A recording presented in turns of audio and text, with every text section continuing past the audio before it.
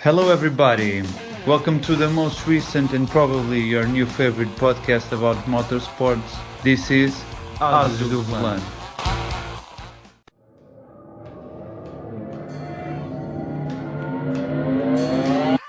Good morning, good afternoon, and why not good evening? Here we are, back on track. We are. First of all, I'm going to introduce our specialist, our friend, our master engineer. Mr. Barata here. Hello. Good. Hello, how are you? Very hot in here in Lisbon. So, time to go to the beach after this. I'll see you there or not. So sad not to be there. Today, here in Argentina, hello to all of you, I'm Diego. It's Independence Day, but we are in winter. Even we are having good time, no more than 18 degrees, and a lot of kilometers from the beach. So I'm not going to be there. But we are going to be sightseeing over two European circuits. And which circuits are we going to visit today? So we will visit firstly Paul Ricard, France, and then we will go to Austria, to the Red Bull Ring, and see what was the action on those Formula One GPs over there. Very, very interesting. There was a lot of action. We haven't missed it, but we hadn't time enough to review these races because we were speaking about MotoGP, Formula E, Extreme E, and everything. So we are back home. We are back with one of our first laps, and let's speak about what happened in those great F1 races. Yeah, let's do it. So we will start with Paul Ricard, the French Grand Prix. And if everyone was expect a boring race, because that is usually what happens in that track, which is not a fan favorite track, and for myself, I don't particularly like it also. So, yeah, but surprise, we had probably the best race of the season, or one of the best. The races have been good, but this for sure was thrilling, and a lot of action until the final stages of the race. It was very, very good to see. Max Verstappen won, but it was not an easy win, for sure. It seemed like a revenge Catalonia strategy by Mercedes, with Max Verstappen doing a two-stop race and Lewis Hamilton a one-stop, and Verstappen having to chase him in the final laps of the race. But overall, a good race. What did you think about it? I was expecting exactly the same. I was waiting for a boring race. We all speak about that circuit and it's very, very wide escaping zones, and that it is easier to look for the extremes. There is no risk in going out and that kind of things. But this time, especially that point I was speaking about, made it, as you said, thrilling. Even from the start, even from the first turn. Yeah, because in the first turn, we had the first moment of the race. Max Verstappen started well and was leading, but then he made a mistake, and Hamilton was gifted the lead of the race. But yeah, then Verstappen, Hamilton, and Bottas was also following with Perez. It seemed that Perez was not being able to chase that guys, but in the end, we understood that it was a strategy call. But yeah, after the first pit stop, Verstappen was able to undercut Hamilton, and the undercut was very powerful in that track. Was really, really, really powerful. Yes, because it takes a lot of time to pit there. Mm-hmm. Yeah. So it is a very heavy card you are using when you do an undercut, and when you do it in the exact moment you get to. Mm-hmm. And yeah, and exactly like that lap from Verstappen, when he does the undercut, is like he had to do an amazing lap, and he did. And then after that pit stop, Hamilton put big pressure on Verstappen. I don't know how many laps number exactly, but they both were saying in the radio, man, if you keep this up, we will not finish the race. And all of a sudden, Verstappen pitted, the card was played. Mercedes had to risk it, because if they pitted Hamilton the lap after, he was going to be in second place. Because Verstappen, another time with the undercut, it would be in front, even more, because he was already first. So Mercedes had just one option. It was, well, let's try to go to the end and see what happens. That's what they did. It was 15 or 10 laps to go. It seemed that Verstappen was struggling to get closer. There were like 3 or 4 laps that he maintained the distance. But I think it was because of back markers, because when they had a clean air and a clean track, he just went for it. Yeah, perhaps he was taking care of his tires, or perhaps he was refrigerating a little his car, but finally he did it. And at that time, there were few doubts about that overtake. Would he be able to do it before the end? Mm-hmm. But finally he did it. Yeah. And also Sergio Perez. It was not exactly the same because he did not pit it for the second time, but it was in pure strategy because, like I mentioned in the beginning, he prolonged the first stint and imposed a lower pace to prolong that stint. And then in the end, he had less laps on those second tires and was able to catch Bottas and overtook him. And he did that even before Verstappen overtook Hamilton. Perez did that first. And well, yeah, it was an interesting race, a good fight for those top positions until the end. And well, if we have much more races like this, we are in for a good season for sure. Absolutely, absolutely. Well, I was thinking while I was hearing you that is about Sergio Perez, that he is a specialist in that thing of taking care of tires and make longer stints than the other drivers. And perhaps both, I mean, Sergio Perez and Red Bull are starting to understand one each other and how to manage the capabilities of that driver. Yeah, for sure. Also, we had another high point. I think that McLaren's race, finishing 5th and 6th, and Daniel Ricciardo, a good race for him, finishing only 11 seconds behind Norris. Strong race pace. Also, good race from Pierre Gasly and Alonso, completely obliterating their teammates. And Aston Martin, also with a good race pace, finishing in the points. It was good to see. Sebastian Vettel seems to be back on his shape. If we doubted in Monaco, we doubted less in Baku. Now I think that maybe he's not the best driver up there, but he's not doing the mistakes he did in these last years. He's driving much more like the Sebastian Vettel we know. Absolutely. Yeah. And also George Russell finishing 12th with the Williams. He said after the race that he thought it was his best race, and in Williams. I'm pretty sure that probably is true. Regarding low points, Ferrari's race pace was a disaster. Even more for Charles Leclerc. They started in the points and they finished 11th and 16th, which is, I don't know what it is, but it's a disgrace. It's what it is. And also Yuki Tsunoda and Esteban Ocon. Like I said, when I was talking about their teammates, they were completely dominated. And if we can give a pass to Tsunoda because he's a rookie and he's not so experienced with the car, Gasly was in the team last year, yeah, we can make an excuse for Tsunoda, but Esteban Ocon, not good, for sure. I think Ocon is starting to suffer the being Alonso's teammate. I think they are not very mates. They are much more teammates. Sorry. He's starting to suffer that. Alonso is getting on shape, and Ocon hasn't experienced enough to develop a car. He's a fast driver. Besides, the whole team is running around Fernando Alonso. That's usually what happens. Yeah, things are getting worse and worse, at least for him. And well, that was it from the French GP, and we can fly to Austria. We had the Styrian Grand Prix, the first of two races. Mm-hmm. The first in the Red Bull ring, so Red Bull playing their own GP, we could say, or the first one. And it's interesting because it's a track that usually suits Red Bull well, and on the other side, it doesn't suit Mercedes at all. Even when they were I don't know if you remember, in 2014 and 15, when they were the powerful Mercedes that won every race, it was Williams that did pole position there one time at least. Yeah, I barely can remember it, but that happened. So it's interesting to see, even when they were pretty dominant, there's something. Maybe Red Bull has some trick there to slow down the Mercedes. And well, this race was not so good as the one in Paul Ricard, for sure. Max Verstappen seemed to be in a Sunday drive. Well, it was Sunday. But yeah, but a sunny Sunday drive. Yeah. Driving down near the beach, pretty relaxed. And he won fair and square. It was easy. It seemed that the engine update that brought that engine update in Paul Ricard, I forgot to mention, but it was there. And we could see that added something to Red Bull.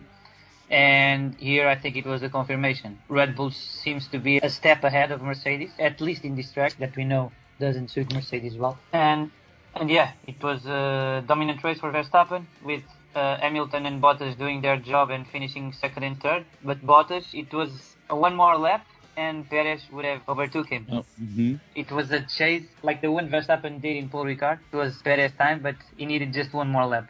Just one more. Yeah. It would have been great to see. In fact, we are all expecting the fall. We are all expecting the announce of the Bottas goodbye. So perhaps we are enjoying a little every time someone overtakes Valtteri Bottas. Perhaps, or perhaps I'm projecting what I think.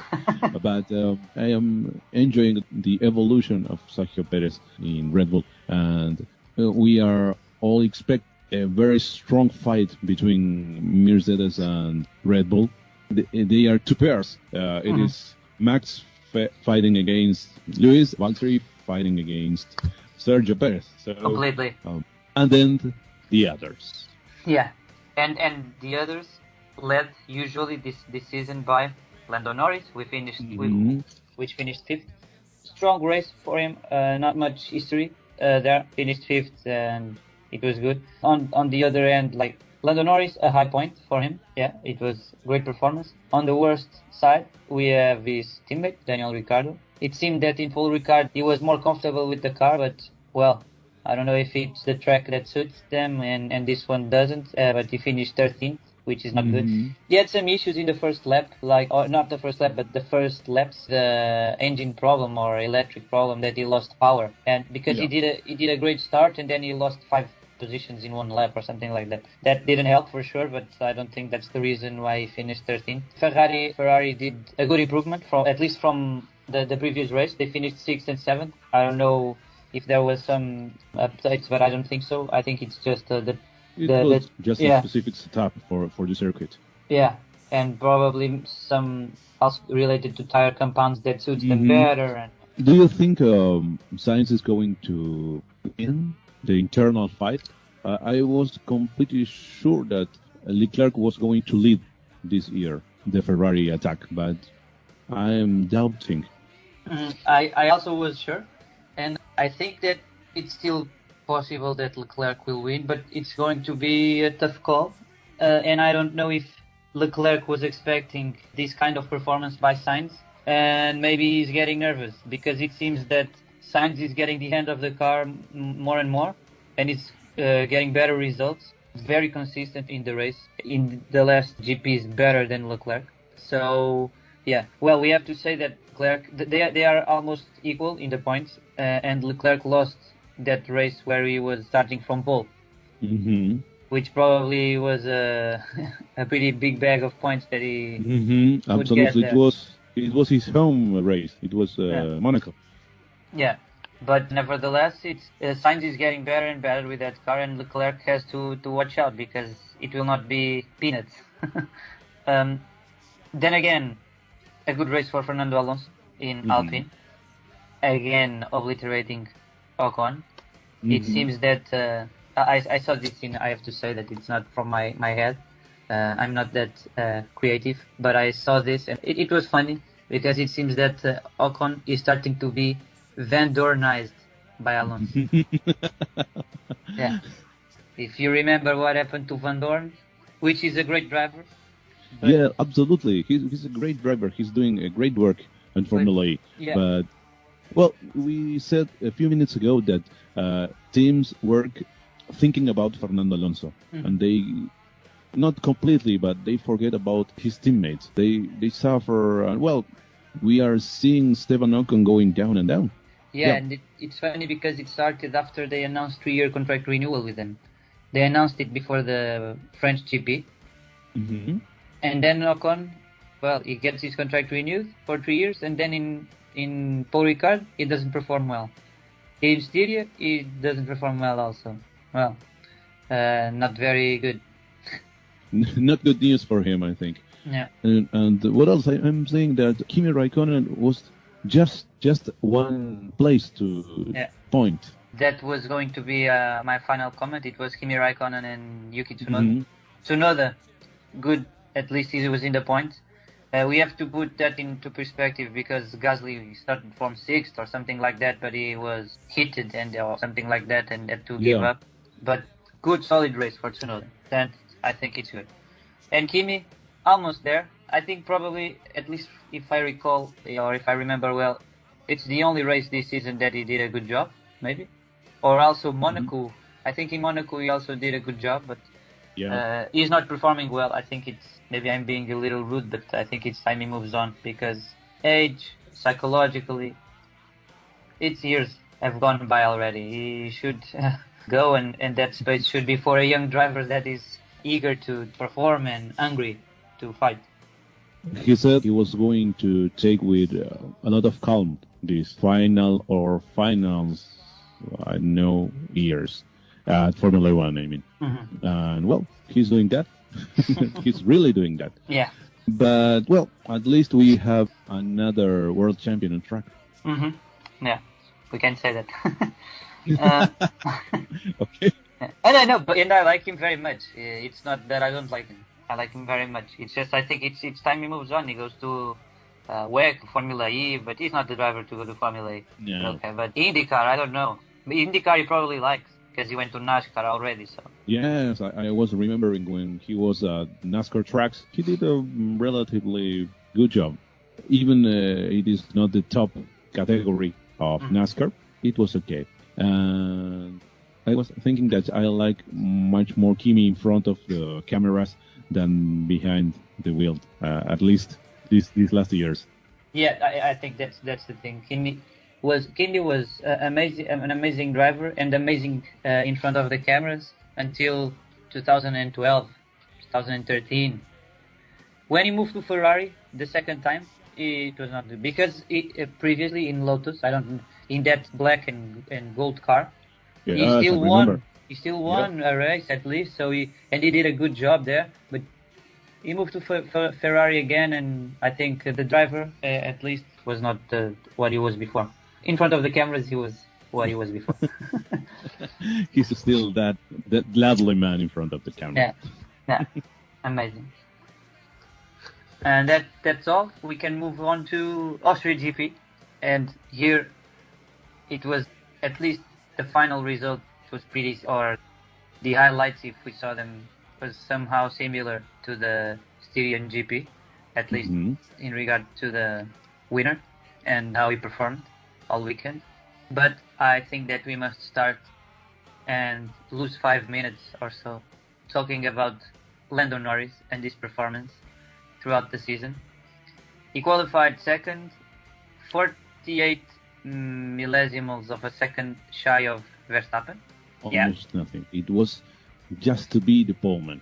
Yeah, did you see the video that shows their laps? I saw the one where they compare Max lap with Lando's lap. Yeah. And it was amazing to see how he arranged himself to be almost all time in front of Max.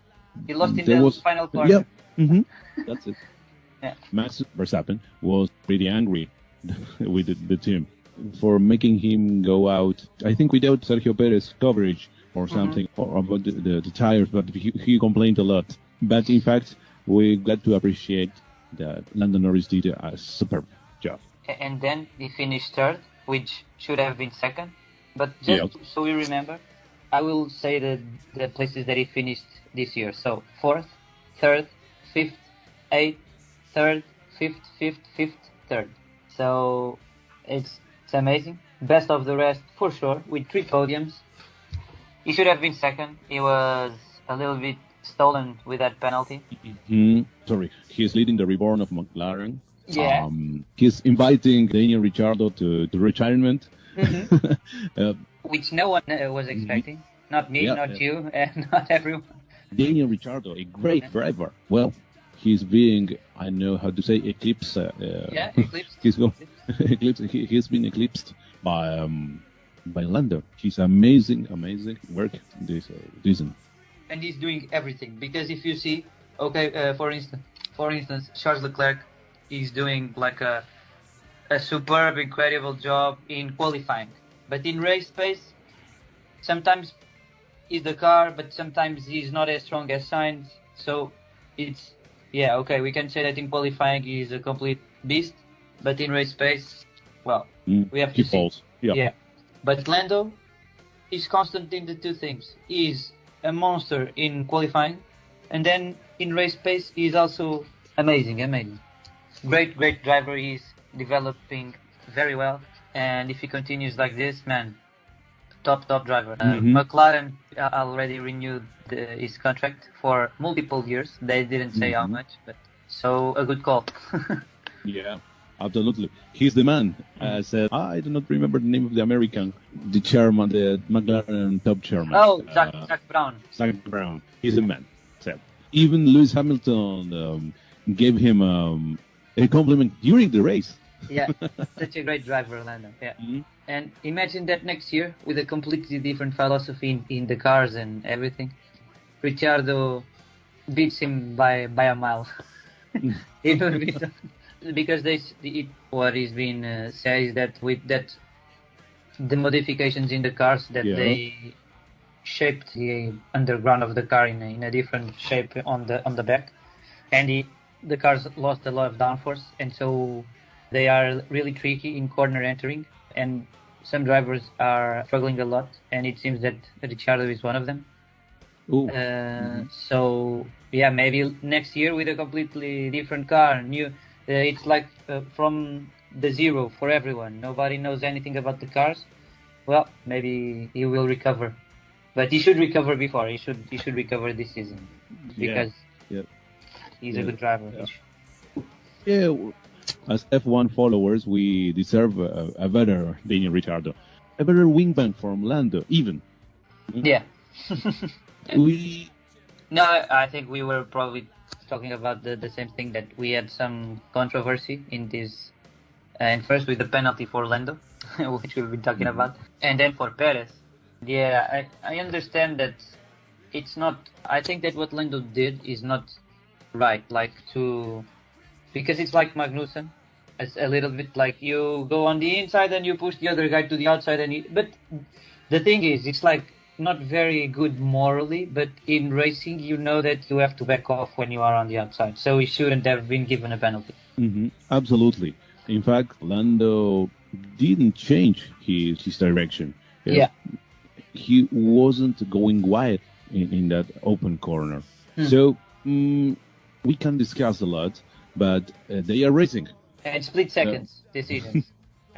So perhaps, I don't know, sorry, black and red flag, is that black and white flag, a warning. Well, a warning, that would be, and only because the situation with Sergio Perez was very, very similar. One, perhaps, black and white flag, and a penalty, only one, because a similar situation. And I agree with you, and I repeat, they are racing, they are fighting for positions, and they are not, in the three cases, they weren't changing their trajectories. Sorry, they were defending their position, using the line, the right line in the track. Yeah. I've been good to speak about that, but there was a statement, I don't remember the name of the driver who was consultant there, Derek Warwick. Derek Warwick, yeah. There was a statement where he explains why he put that penalties. But he speaks about the straights, not about corners. I don't know. I still do not agree. Perhaps one of our posts we could repeat their Warwick statement in a time discuss it. I didn't see what the statement. If you find it, please send me, because I follow a lot of media in motorsports and I didn't saw it, so it would be interesting to read it. Yeah, sure. Yeah, sure. We can share it on Instagram. Yeah.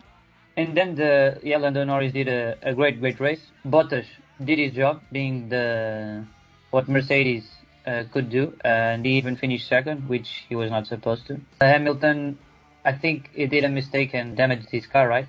Yeah. He went to the curb and running over curves more than once. Not usual, but that's the difference of pressure. When you are under pressure and when you are not. Well, it finished fourth, which is not good fight for the title for him, because now he is 32 points away from Verstappen, which is not good. Mm-hmm. And then a good race for Ferrari. Daniel Ricciardo, I can't say it was good, but it was also not bad because he finished 7th and he started on the back. His qualifying is being a major issue. He's constantly qualifying out of Q3, and that hurt him a lot in the races, of course, because he has to overtake, and then, yeah. And I think another highlight of the race has to be George Russell almost finishing in the points, and his fight with Alonso. That was probably the best fight of the race. They were fair, they were tough, it was amazing, and a lot of respect. Alonso was even comforting Russell in the end. Great to see. George is an amazing driver, I think. We'll want 2022 Mercedes seat for him. He will be there. I'm 99.99999% sure that he will be there. Do you know, like those advertisements for soap that eliminates 99.99 of bacteria? Yeah, like that. Okay, Like, let's put one sticker over our today's chapter. He will be there. The other option is not like regarding strategy is not possible for him to not be in Mercedes, because if he's not in Mercedes, somebody probably will steal him. Yeah, I think everyone. It is a similar case to Max Verstappen. If you don't use him, you'll lose him. Yeah. Imagine if Mercedes, we will stay with Bottas. Red Bull says, Perez, goodbye, George, please. Please come here. We've got a Red Bull camper. So I'm pretty confident that he will be there. And this what I have to say about this race. Oh, also that final crash between Raikkonen and Vettel. Another thing that shows that maybe Raikkonen not only is not doing his best, but he perhaps must be drinking vodka at Monaco. he likes shots. So sad. We said it a few minutes ago. We enjoyed him a lot. Him a few years ago. Not that. Mm-hmm. Yeah. Oh, and the final note, just to finish, Alonso qualified in 14 because he was blocked. Do you remember, by Vettel? By Vettel, who was blocked by Valtteri. By Valtteri, yeah.